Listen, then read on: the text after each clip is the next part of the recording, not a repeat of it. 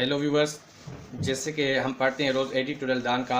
आज का भी वही इसी अप्रोच के साथ किसी भी एग्जाम्स की आप तैयारी कर रहे हैं तो इस चैनल पे आप जो है 40 या 1 घंटे की लर्निंग जो है आपको 6 या 8 घंटों को बेनिफिट करेगी। तो बिना देर करके चलते हैं। आज का हमारा जो एडिटोरियल है रेलवे रीवैम्प, यानी रेलवे को रीवैम्प करो। अब रेलवे नाउन है और रीवैम्प जो है वर्ब भी है, नाउन भी है। ठीक है, तो हेडलाइंस जो होती है इस तरह से लिखी आती है। तो अभी देखिए, यानी रेलवे रिवैम्प करो, यानी किसको करो, किसको सुधारेगी। अब रेलवे सब्जेक्ट तो नहीं है तो कोई और होगा सब्जेक्ट, यानी कोई और जो है रेलवे को इम्प्रूव करेगा। ठीक है, तो ये दोनों नाउन हुए। तो अगर ये दोनों नाउन बन के आए तो ये पहला जो यानी ये कंपाउंड नाउन हो गया। तो ये जो है रेलवे पहला एग्जेक्टिव की तरह बिहेव करेगा। रेलवे रिवैम्प यानी रेलवे की सुधार, रेलवे में इम्प्रूवमेंट। ठीक है, रिवैम्प का मतलब क्या होता है। रिवैम्प का आज जो ग्रामर है उसमें काफ़ी, आज का जो एडिटोरियल सेशन है उसमें काफ़ी वोकेबलरी है और ग्रामर से भी रिच है। तो आप जो है कंप्लीट वीडियो को देखें ताकि आपको बहुत बेनिफिट हो सके। देखिए, रिवैम्प जो है नाउन भी होता है और वर्ब भी होता है। यहाँ पे ये नाउन है। ठीक है, अब देखिए इसका मतलब होता है रिनोवेट करना, किसी चीज़ को जो है रिनोवेट करो। ठीक है, या फिर सुधार लाओ, जिसमें इम्प्रूव करो, इम्प्रूव। एक मिनट, समझ रहे हैं आप। इम्प्रूव करो, रिनोवेट करो, डू अप करो, ये भी काफ़ी अच्छा सिनोनिम है, डू अप। ठीक है, डू अप या फिर पेचअप। पेचअप भी जो है ये भी काफ़ी अच्छा फ्रेजिकल, ये फ्रेजल वर्ब्स हैं। ठीक है, फ्रेजल वर्ब्स हैं। Do up, patch up, improve, renovate, इन सारों का मतलब है रीवैम्प करो, यानी किसी चीज़ को अच्छा बनाओ, फिर से उसमें उसको बेहतर बनाओ। ठीक है, इसका मतलब ये है। और रेलवे होता है। तो आज शुरू करते हैं। हमारा जो एडिटोरियल है इसमें जो है ग्रामर काफ़ी रिच है, तो मैं चाहूँगा आप जो है वीडियो को कंप्लीट देखें। तो बिना देर करके चलते हैं। The association of train drivers, जो एसोसिएशंस है ट्रेन के ड्राइवर्स की। एसोसिएशन यानी सेम ग्रुप के पीपल, यानी जो ड्राइवर्स हो गए सारे के सारे ड्राइवर्स होंगे, उनकी जो एसोसिएशन है, जो उनका ग्रुप है। ठीक है, आप train drivers has called upon, उन्होंने डिमांड की है। कॉल्ड अपॉन यानी उन्होंने मांग की है the Pakistan railway authorities, Pakistan railway authorities से, यानी हुक्काम से, पाकिस्तान के रेलवे के हुक्काम से, यानी मुलाजमीन से, हुक्काम से, to focus on rehabilitation of the train, कि आप ध्यान दो और रिहेबिलिटेशन करो ट्रेन की। अब रिहेबिलिटेशन का भी मतलब होता है रीवैम्प, यानी सुधार लाओ ट्रेन में। अब किस चीज़ के लिए, ट्रेन, ट्रेन के रास्ते के लिए। ट्रैक यानी रास्ता। ठीक है, ट्रेन जो होता है रेल का। फार लगा के बताएगा। फार जब भी आए प्रेपोजिशन तो उसके बाद नाउन ही आएगा। ठीक है, यहाँ पे आना है फिर भी नाउन चाहिए या प्रोनाउन चाहिए। अगर वर्ब लिखेंगे तो फिर इंग फॉर्म लिखेंगे, जैसे जीरेंट बन जाएगा। अभी आगे आएगा तो फिर मैं बताऊंगा। ठीक है, यानी फॉर सेफ्टी ऑफ पैसेंजर्स, यानी जो लोग सफ़र करते हैं, पैसेंजर्स यानी मुसाफिर जो होते हैं, ट्रेवलर्स जो होते हैं, उनकी हिफाजत के लिए। एक मरतबा लाइन पढ़ेंगे, उसके बाद इसमें जो है देखेंगे वर्ड्स के सिनोनिम। ठीक है, द एसोसिएशन ऑफ ड्राइवर्स, यानी ड्राइवर्स की जो एसोसिएशन से has called upon Pakistan, call upon the Pakistan railways authorities, Pakistan के रेलवे अथॉरिटी से मांग की है to focus on rehabilitation of train track, ताकि ट्रेन के रास्ते को बेहतर बनाओ फॉर सेफ्टी ऑफ पैसेंजर्स, जो मुसाफिर है उनकी हिफाजत के लिए। ठीक है, तो मैं हमेशा आपको ये बात बताता हूँ कि आप जो है सब्जेक्ट वर्ब को पकड़ के चलें। जो भी हमने ये ब्लू डार्क किए हैं ये जो है वर्ब हैं। ठीक है, और एज जो ये है इस वीक के न्यू कॉन्सेप्ट से जो हम डिस्कस करेंगे। ठीक है, माइनर मेजर ये मैंने जो है एग्जेक्टिव में रखा है, और ये सब्जेक्ट है जो येलो है ये सब्जेक्ट का रोल प्ले करता है, और सारे जो ब्लू है वो सारे के सारे जो है वर्ब हैं। ठीक है, और भी अगर इसमें मिसिंग होंगे तो आप मेरे साथ जुड़ेंगे और उनको जो है नोटिस करेंगे। ठीक है, नोटिफाई करेंगे। तो चल, कॉल्ड अपान जब भी लग के आए इसका मतलब होता है डिमांड। देखिए, अब ये इस तरह से सिर्फ नहीं होता है। ये देखिए, कॉल अपान भी होता है, कॉल ऑन भी होता है। इसका मतलब होता है डिमांड, यानी किसी चीज़ की मांग की जाए। अब डिमांड की जाए किससे, यानी इसके बाद जो आएगा वो समथिंग आएगा। अगर कॉल,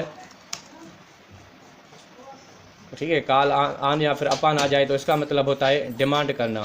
ठीक है, और वो क्या, किसी चीज़ के लिए, समबाडी। ठीक है, यानी समबाडी से, यानी किसी बंदे से किया जाएगा। ठीक है, या लोगों से। और कॉल फार आ जाए इसका भी मतलब होता है डिमांड। ठीक है, लेकिन ये डिमांड किससे की जाए, समथिंग से। सेंटेंस से समझे।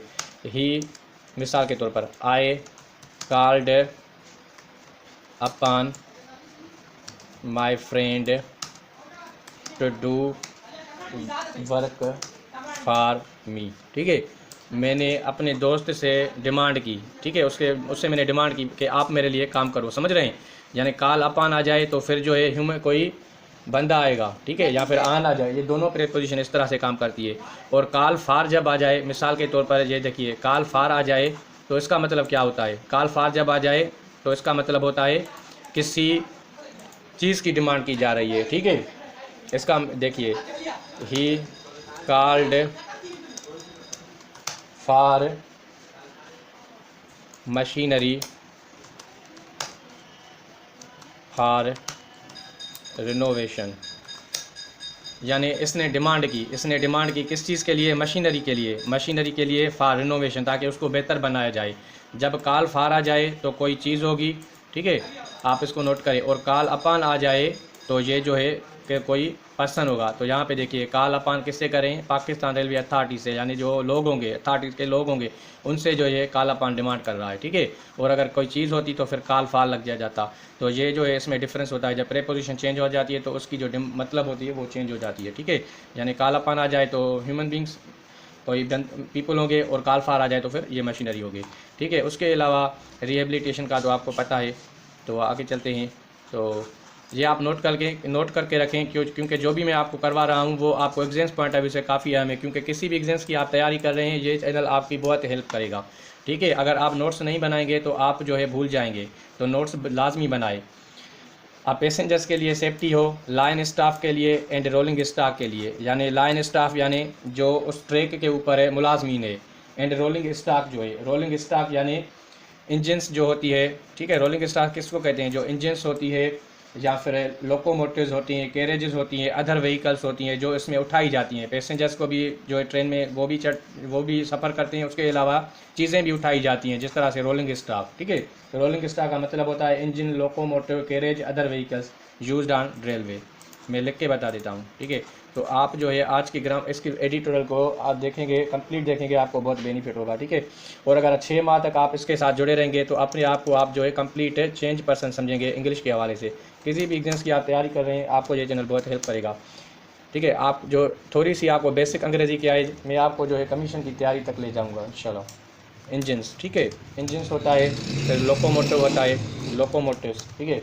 उसके अलावा कैरेज, ये इसके सिनोनिम्स से, कैरेज आर अदर व्हीकल्स, यानी ये सारी जो चीज़ें उठाई जाए यूज्ड हो ऑन रेलवे के ऊपर। यानी रोलिंग स्टॉक क्या होता है, रोलिंग स्टॉक होता है इंजन, लोकोमोटिव मशीनें जो होती है, कैरेज जो उठाए जाते हैं, या फिर अदर व्हीकल्स यूज्ड हो, इस्तेमाल होती हैं रेलवे पे, यानी उनकी भी सेफ्टी के लिए चेक करते हैं, ट्रैक को जिस तरह से चेक करते हैं। यानी फोकस करो, रिहेबिलिटेशन करो, पैसेंजर की भी जो है सेफ्टी हो, लाइन स्टाफ की सेफ्टी हो, रोलिंग स्टाफ की भी सेफ्टी हो, उनकी भी हिफाजत हो, ठीक है। सेफ्टी यानी हिफाजत। आगे चलते हैं। As the number of minor major accidents involving significant loss of human lives and railways property continues to rise for some years, ठीक है। जैसे कि नंबर ऑफ माइनर छोटे एंड मेजर बड़े accidents involving significant loss of human life जो शामिल है, यानी काफ़ी अहम ज़िंदगियों को, इंसानी ज़िंदगियों को नुकसान मिला है, एंड रेलवे प्रॉपर्टी, और रेलवे की भी प्रॉपर्टी को, प्रॉपर्टी यानी जायदाद को, continues to rise for some years, ये लगातार चल रहा है कुछ सालों से, राइज फॉर सम ईयर्स, ठीक है। यानी ये जो माइनर मेजर एक्सीडेंट हो रहे हैं भाई, इंसानी ज़िंदगियां भी जा रही हैं और लोगों को ज़िंदगियां जा रही हैं, उसके साथ रेलवे की जो प्रॉपर्टीज़ है उसको भी कंटिन्यू नुकसान मिल रहा है, ठीक है। तो एज और लाइक का मैंने पहले कराया था वीडियो सेशन में कुछ दिन पहले, अगर आप वो मेरा एडिटोरियल देखेंगे तो आपको एज और लाइक में डिफरेंस पता चल जाएगा, ठीक है। तो अभी इसका जो है कंटिन्यूट और भी देखेंगे, ठीक है। यानी इसका मतलब ये है number of minor major accidents, इसमें जो ये नंबर ऑफ़ आ रहा है, द नंबर ऑफ़ आ रहा है, ये जब भी आए द नंबर ऑफ़ आ जाए तो उसके बाद जो है सब जो है प्लूरल होगा, ठीक है। यानी एक्सीडेंट नहीं आएगा, एक्सीडेंट्स आएगा, और मिसाल के तौर पर आ जाता तो फिर यहाँ पे एक्सीडेंट्स की जगह पे एक्सीडेंट आ जाता, ठीक है। तो नंबर ऑफ़ और द नंबर ऑफ़ में ये डिफरेंस है। तो यानी इंसानी ज़िंदगियों को भी नुकसान मिल रहा है और रेलवे को भी नुकसान मिल रहा है कुछ लगातार कुछ सालों से। अब कंटिन्यूज टू राइज, ये कंटिन्यू एक ऐसा वर्ब है जिसके साथ आप इंग भी लगा सकते हैं। ये सेंटेंस ऐसे भी हो सकता था, कंटिन्यू राइजिंग, ठीक है, या फिर कंटिन्यू टू राइज। अगर इस तरह से ये लिख के आए, इसका दोनों का मतलब एक ही होता है। ऐसे और भी वर्ड है जिस तरह से हेट है, लव है, ठीक है।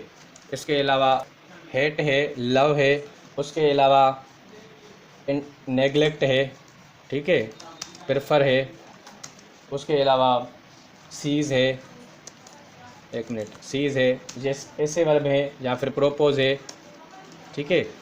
ये अक्सर एग्जाम में आते हैं, जो ऑलमोस्ट आते हैं, तो वो मैं बता रहा हूँ। और भी काफ़ी वर्ड्स हैं, लेकिन ये आप नोट करें। तो ये सारे वर्ड्स हैं जो आप जो है अगर इंग फॉर्म में लिखें तभी चल सकता है। मिसाल के तौर पर क्वेश्चन अगर कोई पूछे, do you love watching movies, क्या आप मूवीज़ देखना पसंद करेंगे? मूवीज़, ये क्वेश्चन मार्क है, तो इसमें क्वेश्चन मार्क आएगा। मिसाल इसको हम ऐसे भी लिख सकते हैं, do you love to watch movies, ठीक है, क्वेश्चन मार्क है ये भी। तो ये दोनों सेंटेंस हम फ्रेम कर सकते हैं। इनका सेम मतलब है, ये इस तरह से भी लिखे जा सकते हैं, ठीक है। तो ये दोनों को मैं अलग कलर देता हूँ ताकि आप नोटिफाई करें। ये दोनों सेंटेंस करेक्ट हैं, यानी इसको हेट को भी ऐसे इस्तेमाल कर सकते हैं, लव को भी, नेगलेक्ट, प्रेफर, सीज, प्रोपोज, और भी वर्ड्स है जो मैं लेके आऊँगा। लेकिन ये आप नोट करें, almost exams point of view से काफ़ी अहम है और ये एग्जाम्स में काफ़ी बार आते हैं, ठीक है। तो ये ऐसे वर्ड्स हैं। देखिए यहाँ पे कंटिन्यूज टू राइज लिखा होगा, अगर यहाँ पे कंटिन्यूज राइजिंग होता तभी जो है सेंटेंस सही होता, ठीक है। तो ये ट्रांसफॉर्मेशन आप सीखें, इससे सीखने से आपको बहुत बेनिफिट होगा, समझ गए। तो मैं चाहूँगा कि आप जो है नोट कापी वो जो है बना के रखें, क्योंकि नोट्स बनाएंगे तो आपको याद रहेगा, और जितना आप प्रैक्टिस करेंगे उतना बेनिफिट होगा। अगर आप प्रैक्टिस नहीं करेंगे तो एग्जाम में भूल जाएंगे, क्योंकि एक एक मार्क वैल्यू करती है। आजकल कंपटीशन बहुत टफ चल रहा है, ठीक है। तो मैं चाहूँगा आप तैयारी करें, ठीक है। The association has also warned of protest if the drivers are asked to operate passengers or cargo trains on existing tracks without ensuring regular repairs to make them less dangerous। Sentence तो ज़रा लंबा है, तो इसको हम तोड़कर सीखेंगे। The association has also warned, also adverb है, वांड जो है हैज़ प्रेजेंट परफेक्ट टेंस है, तो वांड वीप की थर्ड फॉर्म आ गई प्रेजेंट परफेक्ट टेंस में, और द एसोसिएशन जो है सब्जेक्ट है, ठीक है। ऑफ प्रोटेस्ट, यानी जो एसोसिएशन है, जो उनका जो ग्रुप है, हैज़ आल्सो वार्नड, उन्होंने जो है वार्न किया है, खबरदार किया है, ऑफ प्रोटेस्ट का। If the drivers are asked to operate passengers, अगर ड्राइवर से कहा गया, drivers are asked to, driver से कहा गया तो operate passengers or cargo trains, अगर आप चलाओगे पैसेंजर या फिर कार्गो की ट्रेन से, कार्गो का मतलब होता है गुड्स जो है आप एक जगह से दूसरी जगह पे ले जाएं, ठीक है। ट्रेन से उनकी ट्रेनें चलाएंगे, ऑन द एग्जिस्टिंग ट्रैक्स, जो मौजूद है रास्ते, एग्जिस्टिंग यानी जो मौजूद है, without ensuring regular repairs to make them less dangerous, यानी बिना बताए और रेगुलर रिपेयर्स के, यानी रेगुलर के बुनियाद पे उसको रिपेयर करने के बिना, to make them less dangerous, ताकि आप जो है उनको लेस डेंजरस करो, यानी उसमें जो है ख़तरा कम पैदा करो। कहने का मतलब ये है, एसोसिएशन ने प्रोटेस्ट का वार्न किया है, यानी वो एहतजाज करेंगे अगर ड्राइवर से कहा गया कि आप पैसेंजर ट्रेन चलाएं, कार्गो ट्रेन चलाएं, इन्हीं मौजूदा रास्तों पे, अगर उनको जो है इंश्योर नहीं किया, यानी रेगुलर रिपेयर्स को, अगर रेगुलर रिपेयर्स नहीं की गई ताकि वो डेंजरस से कम हो, अगर रेगुलर रिपेयर्स करेंगे तो वो चलाएंगे, अगर नहीं करेंगे तो वो जो है प्रोटेस्ट देंगे, एहतजाज देंगे। प्रोटेस्ट का मतलब होता है एहतजाज देना, ठीक है, डेमोन्स्ट्रेट करना, प्रोटेस्ट करना, एजिटेशन, इसके सिनोनिम से। और दूसरा यहाँ पे वर्ड है आस्क, आस्क का मतलब होता है यहाँ पे कहना, ठीक है, सेड, ठीक है। और आल्सो जो है ये भी काफ़ी अच्छा स्ट्रक्चर है। और पैसेंजर जैसे कि ट्रेवलर, और कार्गो का मतलब होता है गुड्स जो है सेंड किए जाए बोट पे या शिप पे एक जगह से दूसरी जगह पर, ठीक है। तो पहले हम पहले जो है वोकैबुलरी को देखें, फिर ग्रामर पॉइंट ऑफ व्यू को देखेंगे। देखिए अभी जो वर्ड है जो है वो है जो है रेगुलर, एक जो वर्ड है रेगुलर और दूसरा होता है डेली, ठीक है। इसमें क्या डिफरेंस है? देखिए रेगुलर वो पीरियड होता है, मिसाल के तौर पर he works, he goes to cinema regularly, ठीक है, he goes to cinema daily.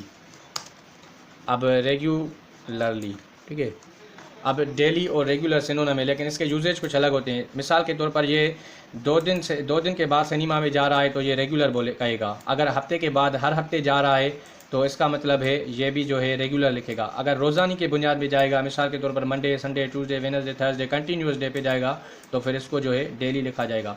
और रेगुलर भी लिख सकते हैं, लेकिन वो स्पेसिफिक, यानी वो कोई काम होगा उसको रोज़ाना के बुनियाद पे वही करना पड़ेगा, ठीक है। तो डेली और रेगुलर में ये डिफरेंस होता है। और दूसरा वर्ड है जहाँ पे जो है प्रोटेस्ट। प्रोटेस्ट का मतलब होता है एहतजाज करना। प्रोटेस्ट यानी एजिटेशन देना या फिर डेमोन्स्ट्रेशन करना, ठीक है, उसको कहते हैं एहतजाज करना यानी, या फिर स्ट्राइक करना, ये भी इसका वर्ड है स्ट्राइक, ठीक है, हड़ताल यानी। इनका मतलब ये है। समझ गए आप रेगुलर और डेली में क्या डिफरेंस है, प्रोटेस्ट, एजिटेशन, डेमोन्स्ट्रेशन, स्ट्राइक। तो आप नोट ज़रूर बना के चलें ताकि जो है आपको बेनिफिट हो, ठीक है। तो हम अभी सीखेंगे आल्सो। देखिए भाई, एक होता है वर्ड आल्सो, ठीक है, और दूसरा होता है एज वेल, और तीसरा जो होता है टू। ये क्या है, ऑलमोस्ट सेम है, ये जो है ऑलमोस्ट सेम है, लेकिन इनके कुछ यूजेज अलग होते हैं। एग्जाम्स पॉइंट ऑफ व्यू से काफ़ी अहम चाप के आप इसको नोट करें, ठीक है। तो देखिए मिसाल के तौर पर फॉर एग्जांपल इसको किस तरह से यूज़ करते हैं। तो यूजुअली जो आल्सो होता है वो मिड पोजीशन पर करता है वर्ब की, also mid position of verb, ठीक है। आल्सो कहाँ पे आता है, मिड पोजीशन ऑफ वर्ब पे आता है। और एज वेल आर टू, वो क्या करते हैं, come in the end of the class, ठीक है, एंड ऑफ द क्लास। तो अब देखिए सेंटेंस हम समझेंगे, सेंटेंस हम बनाएंगे तो उसमें हमें समझ क्लियर आएगी। तो मैं चाहूँगा आप जो है सारे दिन में अगर इस चैनल के ऊपर 1 घंटा भी स्पेंड करेंगे तो आपको काफ़ी बेहतरीन लर्निंग मिलेगी। मिसाल के तौर पर सेंटेंस फ्रेम करते हैं, एक मिनट।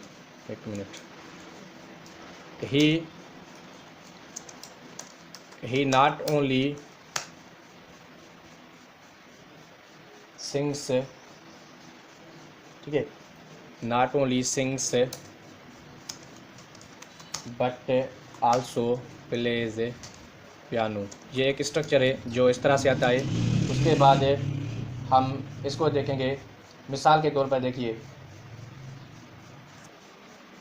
यहाँ पे एक सेंटेंस है जिस तरह से he not only sings he also plays piano. अब आल्सो कौन सी पोजीशन में आया है, मिड पोजीशन पे आया है। देखिए वर्ब की मिड पोजीशन पे आया है, ये वर्ब है, ये सब्जेक्ट है, ठीक है।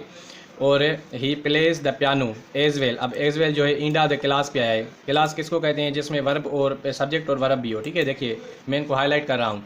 और he not only sings he plays piano too, ये भी देखिए इंड ऑफ द क्लास पे आ रहा है। तो कहने का मतलब ये है एज वेल टू ये लास्ट में आएगा, ठीक है, ये जो है लास्ट में आएगा। उसके अलावा देखिए अब ये तो आप समझ गए आल्सो एज वेल टू। अब एज वेल और टू ये दोनों, एक मिनट, ठीक है, ये दोनों क्या करेंगे, do not go beginning of the class, यानी क्लास की शुरुआत में ये दोनों नहीं जाएंगे, ठीक है। ये और आल्सो क्या करेगा, also can go beginning to give more piece of information. मिसाल के तौर पर सेंटेंस है, समझेंगे। It is a nice car, ये अच्छी कार है। Also it needs a lot of repairs, यानी ये कार तो अच्छी है लेकिन इसको और भी जो है रिपेयर की ज़रूरत है, यानी ये एक्स्ट्रा इन्फॉर्मेशन दे रहा है। अगर यहाँ पे मिसाल के तौर पर एज वेल लिखेंगे तो वो फिर नहीं होगा, ठीक है, एज वेल नहीं होगा, यहाँ पे आल्सो होगा। लेकिन जो फार्मल स्ट्रक्चर्स होते हैं, फार्मल स्ट्रक्चर्स यानी जो एग्जाम्स ऐसे वगैरह में लिखे जाते हैं, वहाँ पे आप ये लिख सकते हैं, आई टू हैव एक्सपीरियंस्ड डिस्पेयर, ठीक है, यहाँ पर दे टू हैव एक्सपीरियंस डिस्पेयर, यानी उनको भी जो है एक्सपीरियंस है, तजर्बा है डिस्पेयर का, परेशानी का, यानी कोई भी परेशानी उन्होंने देखी है तो उनको उसको तजर्बा है उस चीज़ का, यानी यहाँ उसको उन्होंने बर्दाश्त किया है, एक्सपीरियंस किया है यानी बर्दाश्त किया है, ठीक है। तो समझ गए आप। तो इसमें क्या होता है, इस तरह से ये यूज़ होते हैं। आप देखिए यानी आल्सो जो आएगा वो वर्ब की मिड पोजीशन पे आएगा, एज वेल और टू क्लास की इंड में आता है, और beginning of the class as well to नहीं आता है। आल्सो जब बिगिनिंग ऑफ क्लास में आ जाए, जिस तरह से यहाँ पे आया है आल्सो बिगिनिंग ऑफ क्लास में आया है, तो ये जो है एडिशनल इन्फॉर्मेशन दे रहा है। समझ रहे हैं आप, एडिशनल यानी कार तो अच्छी है लेकिन इसको और भी जो है प्रिपरेशन की ज़रूरत है, यानी उसकी मरम्मत की ज़रूरत है। समझ गए। और टू ये फार्मल में आता है, फार्मल इंग्लिश लैंग्वेज में आता है, ठीक है, यानी एग्जाम्स पॉइंट ऑफ व्यू से जब आप लिखते हैं तो उसमें भी ये आता है। तो ये काफ़ी अच्छा स्ट्रक्चर था जो मैंने आपके साथ बताया, तो आप इसको नोट करें। और एग्ज़ाम में जो है ये क्वेश्चन आते हैं और एक एक मार्क वैल्यू करती है। आप जो है इसके नोट्स बनाएं, अगर नोट्स बनाएंगे तो आप जो है अच्छा परफॉर्म कर सकेंगे। और इसके ऊपर सेंटेंस भी लिखें, ठीक है, ताकि आपको जो है ये याद रहेगा। आगे चलते हैं। तो make them less dangerous. Given the present state of affairs at PR यानी पाकिस्तान रेलवेज, ठीक है। पीआर गिवन जो है एडजेक्टिव होता है, ठीक है। ये एडजेक्टिव और प्रोपोजिशन की तरह होता है। इसका मतलब होता है दिया गया है देखते हुए, दिया गया है यानी जो बताया गया है देखते हुए। The present state of affairs, जो प्रेजेंट हालात हैं, मामलात हैं, ताज़े मामलात जो भी हैं, ठीक है। एट पीआर पाकिस्तान रेलवेज़ के। It seems highly unlikely that, वो दिख रहे हैं बहुत ही मुख्तलिफ, that anyone from among the railway authorities, कोई भी रेलवे अथॉरिटीज़ के बीच में, अमंग और जो है बिटवीन का भी मैंने कॉन्सेप्ट बताया। Is paying heed to this call for making the dilapidated tracks safer for train operations, ठीक है। दिस कॉल फॉर मेकिंग, देखिए यहाँ पे कॉल फॉर आ गया ना, कॉल फॉर आ गया। अब ये जो है कॉल फॉर, ये भी फ्रेजल वर्ब है। अब वहाँ पे क्या आया था, कॉल अपान, यहाँ पे, और वहाँ पे क्या आया था, ह्यूमन बींग्स के लिए, और यहाँ पे कॉल फॉर किसके लिए आ रहा है, चीज़ों के लिए आ रहा है, ठीक है। यानी डिलेपिडेटेड ह्यूमन बींग नहीं है, एडजेक्टिव है। इसका मतलब होता है ज़बून हाल, खस्ता हाल बिल्डिंग, ठीक है। कोई भी चीज़ ज़बून हाल हो, बिल्डिंग हो, जगह हो, रास्ता हो, खस्ता हाल हो, उसको डिलेपिडेटेड कहते हैं, ठीक है। मतलब समझेंगे पहले। Given the represented state of affairs PR Pakistan railway में जो मौजूदा हालात हैं, दिख ऐसे लग रहा है unlikely that anyone from among railway authorities is paying heed to this call for making dilapidated tracks safer for train operations. यानी मुख्तलिफ लग रहा है, यानी अनलाइकली दिखाई दे रहा है कि अथॉरिटीज़ पेइंग हीड कर रहे हैं, यानी ध्यान दे रहे हैं टू दिस कॉल फॉर, इसी डिमांड को, इसी मांग को, the making the dilapidated tracks, यानी उन रस्तों को जो खस्ता हाल हैं उनको बनाएं, safer for the train operations, ताकि ट्रेन जो है फिर सही तरीके से चलती रहे। ऑपरेशंस यानी जहाँ पे ट्रेन ऑपरेशन करेगी यानी चलेगी, ठीक है। पे हीड का मतलब होता है फोकस करना या फिर कंसंट्रेशन देना, और पे हीड जो है वर्ब है, ठीक है। इस जो है ऑक्सिलरी वर्ब है, पे जो है इंग हीड जो है ये मेन वर्ब है। तो this call for making dilapidated tracks, यानी वो ट्रैक्स जो खस्ता हाल में है उनको जो है सही करने में दिख ऐसा रहा है कि पाकिस्तान रेलवे जो है अनलाइकली है, यानी वो इस पोजीशन में नहीं है कि वो करे, यानी दिख ऐसे रहा है कि ना नहीं हो रहे हैं, ठीक है। अनलाइकली का मतलब होता है जो ना हो, यानी ही इज़ अनलाइकली गुड, यानी जो मुख्तलिफ तरीके से हो, ठीक है।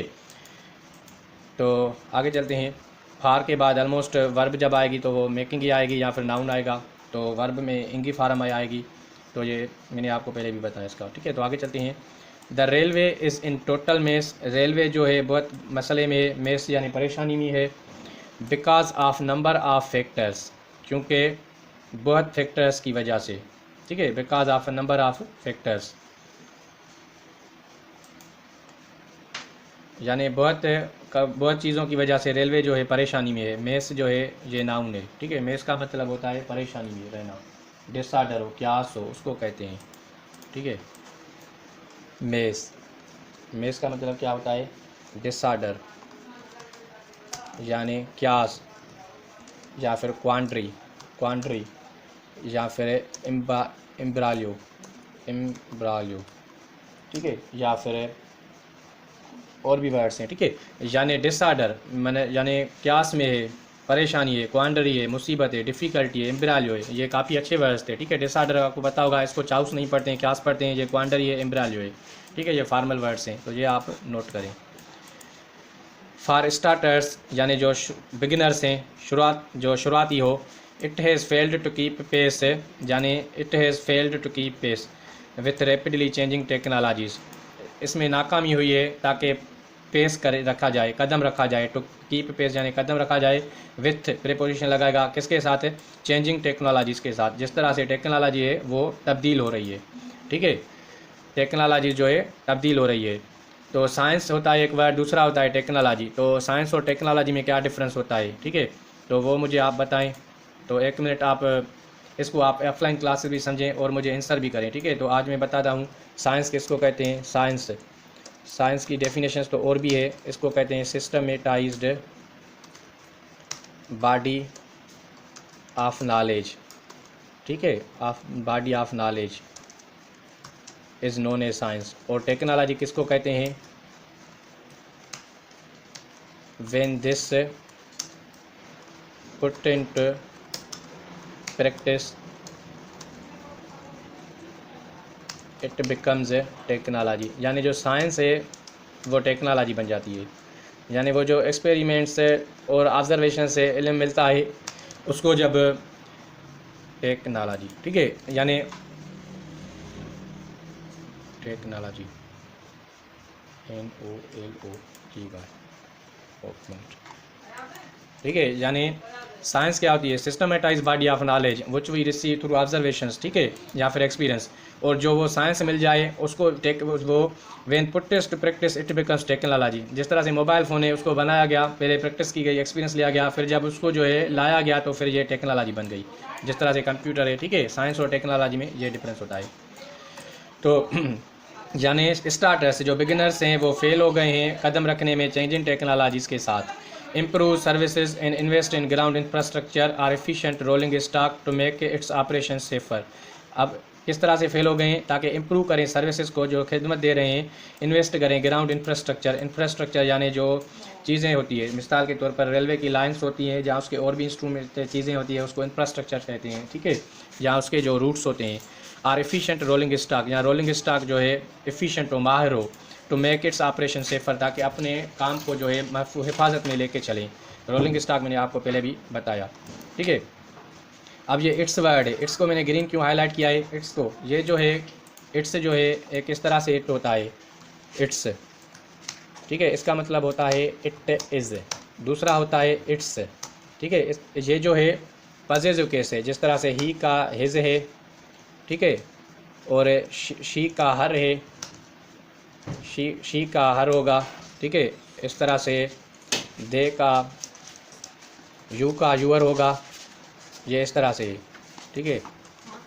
तो ये जो है इट इज़ और इट हैज़ भी होता है, ठीक है, इट हैज़, और ये जो इट होता है, इट्स जो होता है इट का होता है, ठीक है। एक मिनट, ये पॉजिटिव केस है, it, it's, he, his, she, her, you, your, ठीक है। और इस तरह से जब आए ये कॉन्ट्रैक्शन है, ठीक है, इसको ये जो है छोटा लिख के लिखा जाता है, इसका मतलब होता है इट इज़ या फिर इट हैज़, समझ गए आप। तो ये काफ़ी अच्छी छोटी छोटी पॉइंट हैं, लेकिन एग्जाम्स पॉइंट ऑफ व्यू से काफ़ी रिच हैं। तो मैं कह रहा हूँ आप किसी भी एग्जाम्स की तैयारी कर रहे हैं, अगर इस चैनल के साथ 6 माह जुड़े रहेंगे, अपने आप को कंप्लीट चेंज समझेंगे। और वीडियो को लास्ट तक जो है देखें, और वीडियो अगर अच्छा लग रहा है तो लाइक करें, शेयर करें, और ज़्यादा से ज़्यादा दोस्तों के साथ शेयर करें। जो अंग्रेज़ी कोर्स से सर्च कर रहे हैं सीखने को, उनको ये चैनल काफ़ी हेल्प करेगा। और जो नए व्यूवर्स आएँ वो चैनल को ज़रूर सब्सक्राइब करें, ताकि जब और वीडियो मैं अपलोड करूँ तो उनके नोटिफिकेशन आपको मिल जाए। Once a popular mode of travel, जैसे कि एक दफ़ा पॉपुलर मोड यानी अच्छा मोड, ठीक है। मोड का मतलब क्या होता है, पॉपुलर तो यानी फेमस, और मोड का मतलब होता है, तो यानी वंस अ पॉपुलर मोड एक मशहूर कोर्स होना चाहिए, रास्ता होना चाहिए, प्लान होना चाहिए, मंसूबा होना चाहिए, ठीक है। किस चीज़ का, ऑफ लगा के बताएगा, ऑफ प्रेपोजिशन है, उसके बाद उसको नाउन या प्रोनाउन चाहिए। ये ट्रेवल वर्ब नहीं है, ये अगर वर्ब होता तो इंग फॉर्म में लिखते, फिर नाउन करते, ठीक है। ऑफ ट्रेवल यानी मशहूर जो है प्लान होना चाहिए सफ़र का। फॉर लार्ज मेजॉरिटी या मिडिल क्लास फैमिलीज़, यानी बड़े मेजॉरिटी जो मिडिल क्लास के फैमिलीज़ हैं, जो ख़ानदान है, उनके लिए एक अच्छा सा प्लान होना चाहिए, मंसूबा होना चाहिए। पीपल नाउ अवॉइड ट्रेन से, लोग आजकल अवॉइड कर रहे हैं, इग्नोर कर रहे हैं, नज़रअंदाज कर रहे हैं ट्रेन्स को, ठीक है। फार किस चीज़ के लिए, फार फियर, खौफ की वजह के, खौफ से, ऑफ दियर लाइव्स, यानी उनको अपनी ज़िंदगी की वजह से खौफ महसूस हो रहा है, तो लोग जो है नज़रअंदाज कर रहे हैं ट्रेन को, यानी ट्रेन को नज़रअंदाज कर रहे हैं, यानी ट्रेवल उतनी नहीं कर रहे हैं उसके में। तो मैं आपको ये बात बताऊं, अवॉइड जो है इसके बाद वर्ब की जब आए तो उसमें इंग फॉर्म होती है। तो अब हम यहाँ पे इस तरह से फिर नहीं लिखेंगे ट्रेनिंग्स, ठीक है, इस तरह से नहीं होगा। ट्रेन जो है नाउन है, तो नाउन जब होगा तो फिर वो एस में ही होगा। और फार के बाद भी जो वर्ब आए उसमें इंग लगाते हैं, लेकिन ये फियर नाउन है, ठीक है, फियर नाउन है, तो यहाँ पे जो है नाउन है, वर्ब नहीं है, ठीक है, तो ये फियर होगा, ठीक है। और ऑफ के बाद तो डेफिनेटली ये लाइव्स जो है नाउन ही आ रहा है, जो भी प्रीपोजिशन होगी उसके बाद नाउन प्रोनाउन चाहिए। हमने ये पढ़ा है, तो आप जो है इसको नोट करें, और मेरे जो वीडियोज़ हैं ग्रामर के उसको आप ज़रूर देखें, ताकि आपको पता चल जाए। सिमिलरली उसी तरह in the last couple of days or so, यानी उसी तरह से कुछ कपल ऑफ डिकेड्स में, यानी 20 सालों में, लगभग 20 सालों में, डिकेड का मतलब होता है पीरियड ऑफ 10 ईयर, यानी 10 साल का अरसा। कपल ऑफ का मतलब होता है यानी ऑलमोस्ट 2, यानी जैसे कि 2, ठीक है, 2 डिकेड्स। आर सो, या तो PR हैज़ कम्प्लीटली लास्ट इस कार्गो बिजनेस, PR ने यानी पाकिस्तान रेलवे ने कार्गो बिजनेस को लूज़ कर दिया है। कार्गो का मतलब होता है गुड्स जो है शिप में या ट्रेन में या किसी बोट में एक जगह से दूसरे जगह पे भेजें कंट्री में, to road haulage owing to the shortage of freight trains and highly इरेक्टिव सर्विसेज। सेंटेंस काफ़ी लंबा भी है और अच्छा भी है, ठीक है। तो समझे देखेंगे, यानी P R has completely last. अब ये लास्ट क्या है, ये वर्ब है, ठीक है। लास्ट ये जो है वर्ब है और हैज़ जो है प्रेजेंट परफेक्ट है, ठीक है। तो इसके वर्ब की थर्ड फॉर्म होती है। तो लास्ट लास्ट लास्ट तीनों एक ही फॉर्म है, ठीक है। लास्टेड लास्टेड ये नहीं होगा, ठीक है। यानी पी आर ने लास्ट कर दिया है कार्गो बिजनेस को। टू रोड रास्तों के ऊपर, हालेज यानी किराया लेने के भी, यानी जो मजदूरी है वो भी नहीं ले रहे हैं। क्यों नहीं ले रहे हैं? Owing to shortage of freight trains, यानी वो ट्रेन्स नहीं है, उनकी खोटी यानी उनकी कमी है जो फ्रीट ट्रेन्स है, यानी जो काम करती है फिर किराया लेती हैं। एंड हाईली इरेक्टिव सर्विसेज, और उसकी जो सर्विस है वो इरेक्टिव है, यानी कभी आ रही है कभी नहीं आ रही है। इरेक्टिव जो है एडजेक्टिव है, ठीक है। यानी उसकी जो सर्विस है वो इरेक्ट के कभी आ रही है कभी नहीं आ रही है। और फ्रीट का मतलब होता है किराया, या हॉलेज का मतलब होता है जो आप सर्विस दें फिर आप उसकी मजदूरी कलेक्ट करें, ठीक है, हॉलेज। अभी इसके जो है सिनोनिम्स हम लिखेंगे। अब हालेज का मतलब क्या होता है? हालेज इसका मतलब होता है, यानी देखिए हालेज क्या होता है। हालेज ये नाउन है, ठीक है। इसका मतलब होता है भाई जो बिज़नेस करते हैं, ट्रांसपोर्टिंग बिजनेस से जो किया जाए, आप ट्रांसपोर्टिंग, ठीक है, ट्रांसपोर्टिंग का जो बिज़नेस किया जाए, आप गुड्स बाय रोड करें या फिर आर रेलवे से करें, ठीक है। Or railway, or by railway, या तो आप रोड से करें या रेलवे से करें, तो उसमें जो क्या होता है, मनी जो होती है वो चार्ज की जाती है, यानी पैसे लिए जाते हैं उसमें, चार्ज फॉर देट, ठीक है।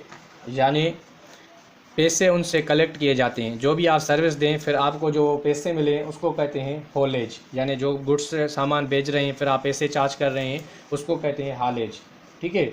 उसका मतलब होता है हालेज। और दूसरा वर्ड था इरेक्टिक, समझ रहे हैं ना आप? तो आप जो है इसकी तैयारी करें। इरेक्टिक जो है एडजेक्टिव होता है, ऑलमोस्ट डिसअप्रूविंग वर्ड होता है, यानी ये नेगेटिव वर्ड होता है, ठीक है। नेगेटिव वर्ड होता है, डिसअप्रूव होना या नेगेटिव वर्ड है। इसका मतलब क्या होता है, देखिए अब इसको मैं ज़रा लंबा करूँ ताकि आपको और क्लियर आ जाए। अब ये नेगेटिव वर्ड है, समझ गए आप? इसका मतलब नेगेटिव, यानी ये इसके डेफिनेशन नेगेटिव नहीं लेकिन नेगेटिव वर्ड है। इसका जो सिनोनिम है वो है अनप्रेडिक्टेबल, यानी पता ही नहीं चले कब क्या करेगा कब क्या करेगा। अनप्रेडिक्टेबल,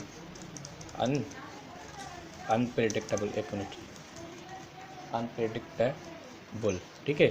और मतलब क्या हो, नॉट हैपन रेगुलरली, ठीक है। रेगुलरली जो ना हो, रेगुलरली जो चीज़ रोज़ानी के बुनियाद पे ना हो, या जो भी उसकी टाइम है उसके बुनियाद पे ना हो, उस तरह से, ठीक है। यानी ट्रेन्स जो है हाईली इरेक्टिक सर्विसेज है, यानी उनकी सर्विसेज अच्छी नहीं है, कभी आ रही है कभी नहीं आ रही है।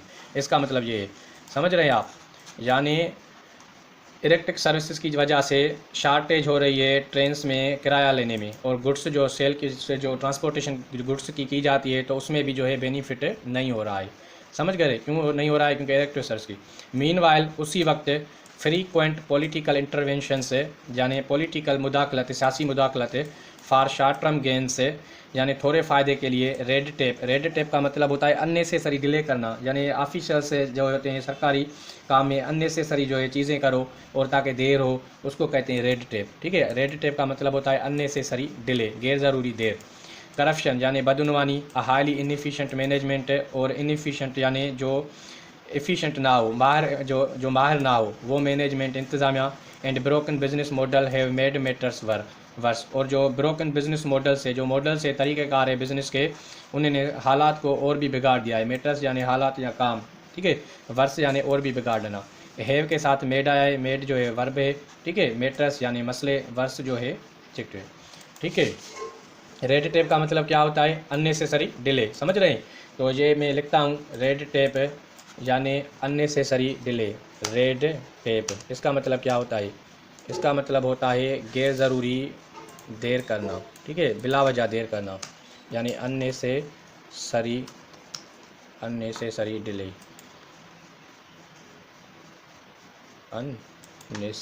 डिले, एक मिनट,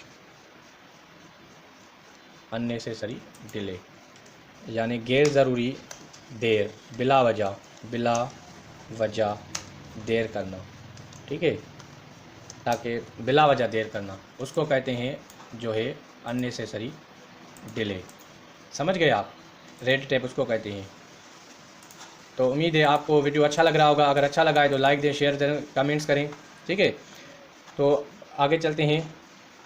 अनस्क्रूपुलस लेबोरस यूनियन, जो अनप्रिंसिपल्ड हैं, यानी जिनके कोई भी उसूल नहीं है, लेबर यूनियन से, जो मजदूरों की यूनियंस हैं, लिंक्ड विथ पॉलिटिकल पार्टीज़, वो शामिल हो जाती हैं सियासी पार्टियों से। इसके कहने का मतलब ये है, have also played there part in its downturn, वो भी यानी उनके साथ वो भी किरदार अदा कर रहे हैं चीज़ों को और भी ख़राब करने में, यानी वर्स, ये स्टेटमेंट को कनेक्ट कर रहा है, ठीक है।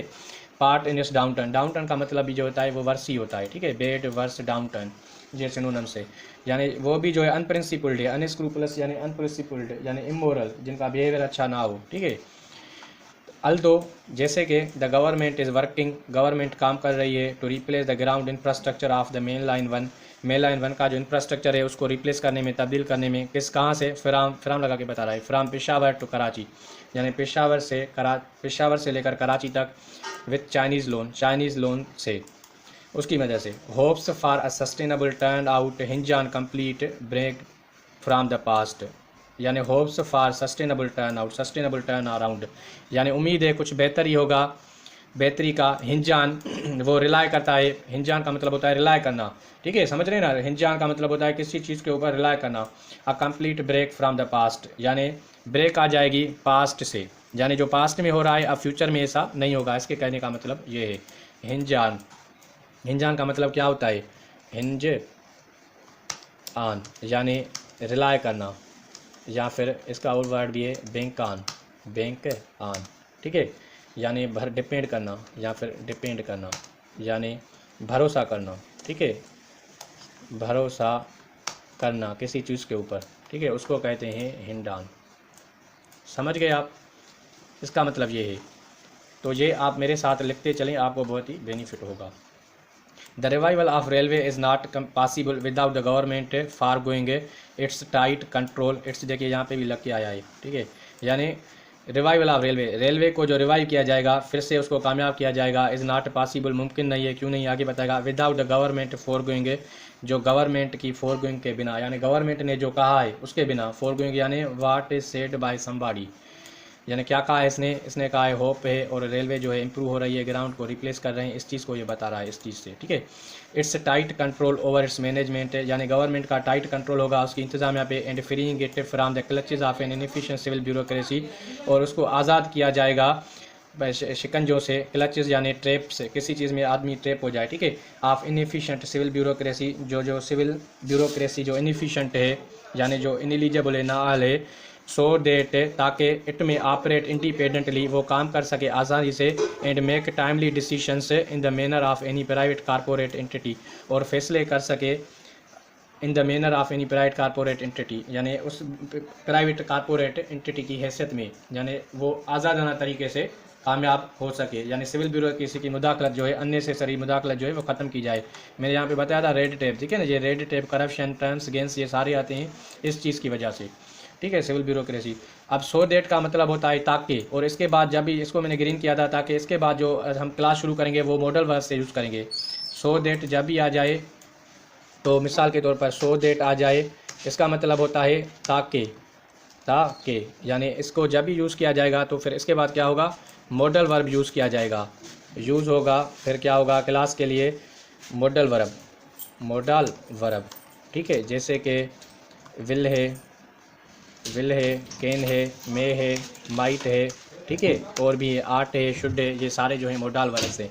तो जब भी ये स्ट्रक्चर आ जाए तो इसके साथ सेंटेंस इस तरह से बनते हैं, समझ रहे हैं। तो आगे चलते हैं। मोर एवर, और the government would also need to invest in, governments को ज़रूरत है इन्वेस्ट की, देखिए ये आल्सो यहाँ पे आ गया ना, देखिए वर्ब जो है, ये वुड जो है ये फ्यूचर, और ये जो है लेसर फॉर्म होता है विल का, और आल्सो जो एडवर्ब है, और नीड मेन वर्ब है, और मेन वर्ब के बाद इन्वेस्ट भी जो है वर्ब है, ठीक है। तो ये आल्सो देखिए फिर से बीच में आ गया, जो हमने पहले पढ़ा था, तो ये आ रहा है। तो ये मैं आपको बता रहा हूँ, ग्रामर के पॉइंट्स को आप चेक करके रखें और नोट्स बनाएं ताकि बेनिफिट हो। यानी government also need to invest in, government को चाहिएगा कि वो इन्वेस्ट करे, इसमें जो है इन्वेस्ट करे, क्या इन्वेस्ट करे, and develop dedicated freight corridor, और डेवलप करे, पैदा करे डेडिकेटेड फ्रीट कॉरिडोर्स, यानी डेडिकेटेड यानी जो चीज़ वक़फ़ की जाए, ठीक है, वक़फ़ शुदा। फ्रीट कॉरिडोर्स यानी वो कॉरिडोर्स जो बेनिफिट हासिल कर सकें। फ्रीट का मतलब मैंने आपको बताया, ठीक है। तो फ्रीट कॉरिडोर्स जो है उनको डेडिकेट की, उनके साथ वक्फ किया जाए to win back the massive cargo business, ताकि फिर से वो कर सकें विन बैक यानी वापस ले सकें, खरीदें, जीतें बैक वापस, ठीक है। विन बैक यानी जीत कर फिर वापस लेना। आप जीतेंगे कैसे, यानी वो डेवलप करेंगे तो डेफिनेटली वो जो पिछली कारकर्दगी थी उसको डिफीट हो गई तो ये जीत हो गई, ठीक है। Win back the massive cargo business, ताकि फिर से वो अच्छा कर सकें मैसिव बड़ी लेवल पे कार्गो का business, to make it profitable, ताकि वो जो है प्रॉफिटेबल हो सके, ताकि उससे जो है फ़ायदा हो सके। यानी गवर्नमेंट को इन्वेस्ट करना चाहिए, डेडिकेटेड फ्रीट कॉरिडोर्स को जो है वापस लेना चाहिए, उसको अच्छा बनाना चाहिए ताकि बिजनेस से वो फ़ायदा हासिल कर सकें, ठीक है। ये देखिए फ्रीट कॉरिडोर्स का मतलब क्या होता है, फ्रीट कॉरिडोर्स तो मैं लिख के बता रहा हूँ। तो फ्रीट का मतलब जो मतलब होता है, जो फ्रीट है फ्रीट FREIGST, ठीक है। फ्रीट जो है नाउन है, इसका मतलब क्या होता है, इसका मतलब होता है भाई ट्रांसपोर्टेशन, एक मिनट, ट्रांसपोर्टेशन, इसका मतलब होता है ट्रांसपोर्टेशन, ठीक है, ट्रांसपोर्टेशन, कैरेज या फिर ट्रैफिक। तो फ्रीट का मतलब होता है ट्रांसपोर्ट यानी ट्रांसपोर्टेशन, ठीक है, कैरीज, ट्रैफिक यानी मूवमेंट्स ऑफ गुड्स बाय लारीज, यानी मूवमेंट्स यानी गुड्स जो है सामान है वो लारीज के थ्रू, लारीज गाड़ियाँ होती है उसके थ्रू एक जगह से दूसरी जगह पे भेजना। और कॉरिडोर्स का मतलब होता है पैसेज, राहदारी, ठीक है, रास्ता, या फिर strip of land connect country है one country to another country through sea, समझ रहे हैं। यानी स्ट्रिप ऑफ लैंड कनेक्ट करती है एक मुल्क को दूसरे मुल्क से समंदर के थ्रू या स्ट्रिप ऑफ लैंड से। और पहला मतलब होता है पैसेज, राहदारी, ये अलग अलग मतलब है, ठीक है। तो और वो एक और वर्ड था फॉर गोइंग, यानी जो फॉर गोइंग, ठीक है, ये एडजेक्टिव है, इसका मतलब होता है प्रीवियसली सेड, जो पहले आपने कहा, ठीक है, प्रीवियसली सेड या प्रीवियसली रिटन, यानी पहले जो आप लिख के दिया या फिर आपने पहले जो कहा उसको कहते हैं फॉर गोइंग। ये जो वर्ड था फॉर गोइंग, गवर्नमेंट से फॉर गोइंग, ठीक है, पढ़ा था ना हमने यहाँ पे, गवर्नमेंट फॉर गोइंग, ये वर्ड, यानी इसका भी मतलब यही होता है जो प्रीवियसली सेड, जो पहले मैंने बताया था आपको। लेकिन यहाँ पे इसका मतलब हो गया है कॉरिडोर। फ्रीट कॉरिडोर्स क्या होते हैं, यानी वो जहाँ पे सामान एक जगह से दूसरी जगह तक लाया जाए। डेडिकेटेड एडजेक्टिव है, डेडिकेटेड यानी वक़फ़ करना, ठीक है। कुछ जो है इंग फार्म में होते हैं एडजेक्टिव, कुछ ABL में और ED में भी होते हैं। तो फ्रीट कॉरिडोर जो है ये इसका ऑब्जेक्ट बन के आ रहा है। टू विन, ये जो है वर्ब है, ठीक है, to win back the massive cargo business, to make it, ये भी वर्ब है, ठीक है, फ्रेजल वर्ब है लेकिन ये वर्ब की कैटेगरी में आते हैं, समझ रहे हैं। तो इसका मतलब यही है। तो आप जो है मेरे साथ चल रहे हैं तो आपको जो है नोट्स ज़रूर बनाने पड़ेंगे। अगर नोट्स नहीं बनाएंगे तो आप जो है एग्ज़ाम में भूल जाएंगे। एग्जाम्स में आप बैठेंगे, मैं नहीं बैठूंगा, ठीक है। मैं भी आप ही की तरह एस्पायरेंट हूँ कॉम्पिटिटिव एग्जाम्स का। Last but not least, idiom है, इसका मतलब है लास्ट यानी आखिरी, बट नॉट लीस्ट यानी अहम। ये नहीं कि ये जो है ऐसे ही है, लास्ट बट नॉट लीस्ट यानी लास्ट बट इम्पॉर्टेंट, अहम। The railway management should be responsible, railway management को रेस्पॉन्सिबल होना चाहिए फॉर ओनली मेंटेनेंस, यानी मेंटेनेंस के लिए अच्छी चीज़ें बनाए रखें। किस चीज़ की, ऑफ द ग्राउंड इंफ्रास्ट्रक्चर, यानी जो ग्राउंड है उसकी इंफ्रास्ट्रक्चर में जिस तरह से लाइन होती है उसके अलावा और भी मटेरियल मिलता है उसको प्रोटेक्ट करने में, या फिर रेलवे की इंजन्स होती है, ये सारे इंफ्रास्ट्रक्चर हैं, ठीक है। यानी इसको रेस्पॉन्सिबल होना चाहिए। Privatizing cargo and passenger train operation से, ताकि प्राइवेटाइजिंग करें कार्गो को और पैसेंजर ट्रेन ऑपरेशंस करें। Needs to be given serious thought, इसको जो है सीरियस थाट से यानी सही अंदाज में सोचना चाहिए। विदाउट कंप्लीट ओवरहाल, बिना मुकम्मल एग्जामिनेशन के, ओवरहाल यानी किसी चीज़ को एग्जामाइन करना, यानी उसको जो है स्क्रूटनाइज करना, चेक करना।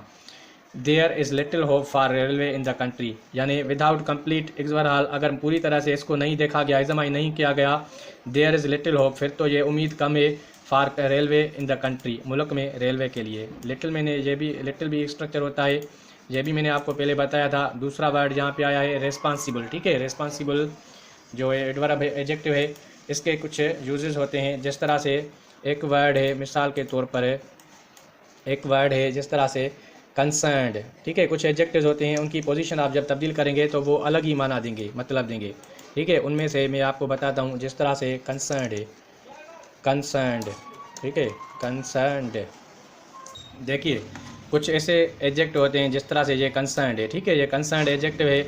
इसका मतलब क्या होता है? इसका मतलब होता है यानी ब्रादर हु इज़ वरी, या फिर ब्रादर कंसर्न्ड ब्रादर, इसका मतलब है इसके भाई को परेशानी है, यानी जो परेशान भाई है। और ब्रादर कंसर्न्ड, ये जब ब्रादर पहले आ जाए कंसर्न बाद में आ जाए, इसका मतलब होता है वो भाई जो उससे चीज़ से रिलेटेड है, ठीक है, यानी वो रिलेटेड जो है, रिलेटेड टू पॉइंट या टू थिंग, ठीक है, कोई भी चीज़ हो उससे जो रिलेटेड है।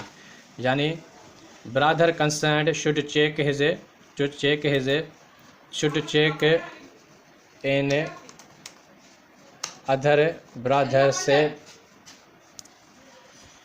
कंसर्न ब्रादर यानी वो ब्रादर जो परेशान है, कंसर्न जब पहले आ जाए, और कंसर्न जब बाद में आ जाए यानी वो जो ब्रादर उस चीज़ से रिलेटेड है, परेशान ना हो। इसका मतलब ये नहीं कि ये परेशान है, यानी मिसाल के तौर पर ये ब्रादर है स्टूडेंट है, ठीक है, और इसका जो दूसरा भाई है वो भी स्टूडेंट है, तो इसका मतलब हो गया brother concerned should check in other brother's ability, यानी जिसको एबिलिटी है कंसर्न, अब ब्रादर कंसर्न यानी इसको एबिलिटी है, ठीक है, इसके साथ एबिलिटी लग के आई, यानी इसको जो है एबिलिटी है, एबिलिटी, ठीक है, यानी जो वो बंदा जिसको एबिलिटी है वो दूसरे भाई की जो है असाइनमेंट चेक करे या उसका काम चेक करें या उसकी अहलियत चेक करें, लेकिन ये एबिलिटी अब इससे रिलेटेड हो गई, ठीक है।